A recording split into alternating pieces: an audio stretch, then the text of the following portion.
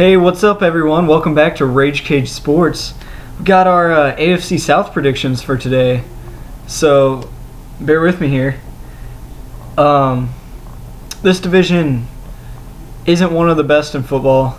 The Colts typically dominate this division every year. The Texans have been trying to get back into it, but then the Jags and Titans they're just not competitive. They haven't been for the past few years.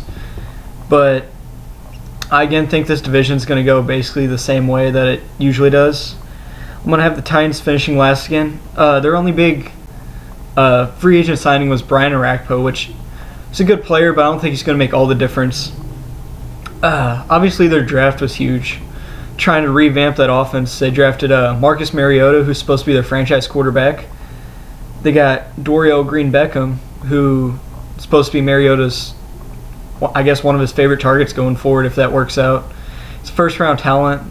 He slipped some in the draft because of some off-the-field issues in the past, but he's quite the talented receiver if they can develop him right. And they drafted running back David Cobb from Minnesota that I guess they're just trying to redo that whole offense and set it up for the future. They still have Bishop Sankey at running back, but his rookie season last year he didn't do all that much either, so not too much to expect there. They lost a lot on the offensive line. They lost a lot just on their defense, period. And I think they'll be almost just as bad as they were last year. They'll probably finish with about 2 or 3 wins. I think that's a max. Mariota might be able to lead them to a couple more, but I just don't think that team is set up for a run yet. Just barely beating them, I got the Jacksonville Jaguars. They did make some big moves to try and improve. They drafted T.J. Yeldon, who should be their starting running back this year. He could be a third down back in the NFL, which is pretty impressive. They also drafted Dante Fowler, and this is the way it goes for the Jaguars. They spend a top 5 pick on this guy, and he tears his ACL and he's out for the year.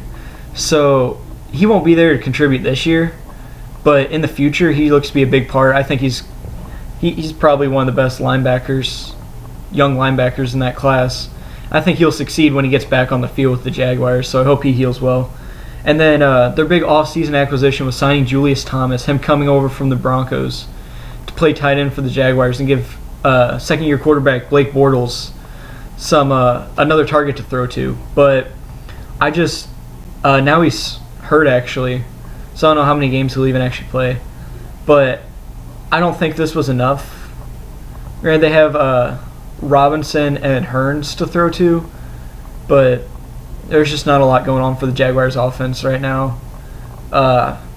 If Justin Blackmon wasn't suspended, they might win a little more. But he's suspended indefinitely for drug charges. And yeah, I just don't think the Jaguars are ready to compete this year. Looking probably 4 to 5 wins. I think their defense is better than people will give them credit for. That they could finish top 15 in defense. But I don't think their offense is that great. And they leave a little to be desired there. So I'd say 4 or 5 wins for the Jaguars. Coming in second, as has been past few years, I'm going to have the Houston Texans. But I'm actually going to have them doing pretty well this year. I'm going to say they end up with about 10 or 11 wins, actually. I think Brian Hoyer is an upgrade over the disaster they had at quarterback last year, and they still won.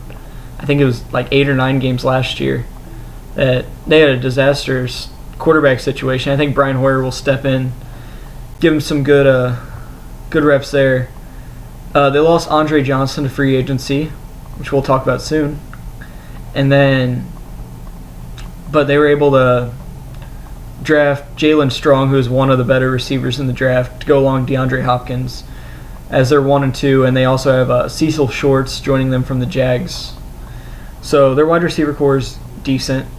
The big part of their offense is Arian Foster. And as many of you have heard, he's hurt, but nobody really knows when he'll be back. I've heard early as end of September. I've heard end of November. So nobody really knows what's going on with Arian Foster. But when he comes back, he should be a top-of-the-line running back again. It was reported in training camp that he was in the best shape of his life.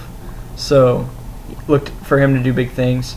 And I think the Texans' defense improved a lot. They were able to sign Vince Wilfork, the longtime Patriot D tackle, and safety Raheem Moore. And I think these two guys will boost their defense even more. Jadeveon Clowney was hurt basically all year last year. J.J. Watt, best defensive football player probably in the NFL. And I think this Texans defense, this is going to be my bold prediction, but the Texans defense will be the top defense in the NFL this season. So I think that will power them to 10 or 11 wins, and they'll be able to possibly make a playoff run. And then, of course, got the Colts finishing first.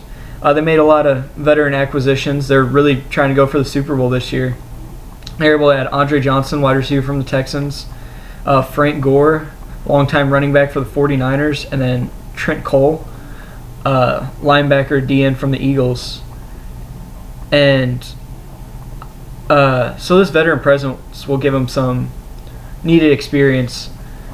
They have a really good offensive line, which I think will help them, but their defense could be their downfall. I just don't know if adding just Cole will be enough. They still have some weak spots there, so I don't know how far they can go, but I know that they're going to be a dominant force in the regular season, and they could go deep in the playoffs. Andrew Luck is one of the best young quarterbacks in football. He could be the next great, if he keeps going like this, he could be the next like Peyton Manning or something. Yeah, they lost safety LaRon Landry, which will also hurt him in the passing game. But playing in this weaker division and having all these talented stars, they should thrive and win about 12 games this year. Be one of the top teams in the AFC. So this was my AFC South predictions. I'll be back with the AFC West to finish off the AFC tomorrow. And thanks for tuning in to RageCage Sports. Give us a like. Subscribe on YouTube. Step into the cage.